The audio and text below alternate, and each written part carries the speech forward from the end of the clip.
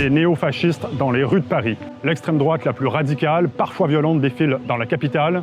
Une marche en hommage à un jeune militant ultranationaliste mort il y a 30 ans en chutant d'un immeuble alors qu'il fuyait la police. En 2023, les images impressionnantes de cette manifestation avaient créé la polémique, aboutissant en l'interdiction du rassemblement cette année pour risque de trouble à l'ordre public. Une interdiction finalement annulée par la justice. À tous les camarades assassinés!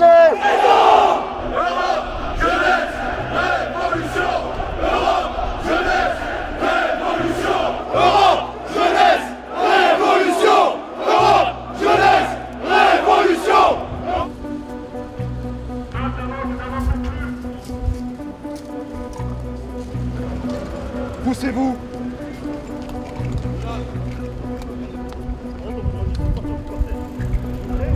S'il vous plaît, journaliste, c'est fini, le quart d'heure journaliste, c'est fini. Moi, je commence à m'énerver, tu bouges. La manifestation est organisée par plusieurs groupuscules d'extrême droite, à commencer par le GUD, Groupe Union Défense, fondé dans les années 60 et connu pour plusieurs faits de violence, souvent en caractère raciste ou homophobe. Des figures importantes du GUD ont d'ailleurs déjà travaillé pour le Front National.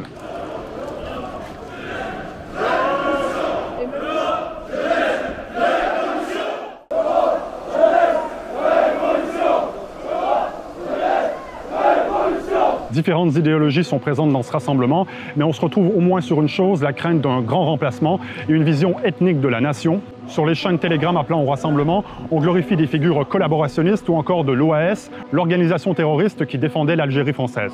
T'es un sale putain de fasciste raciste et assume qui tu es en fait. Enlève ton sale putain de parapluie et montre ton visage en fait. On avance. Honte sur vous! C'est la haine! La haine! Vous n'avez pas honte! Avec tous les morts! Les fachos! Les fachos! Les services de renseignement recensent environ 3300 militants de l'ultra-droite en France, dont 1300 fichés S, un nombre limité mais en légère augmentation depuis le début des années 2000. Il faut dire aussi que cette petite mouvance est à elle seule responsable de 70% des violences militantes et radicales envers les personnes en France, selon un programme de recherche.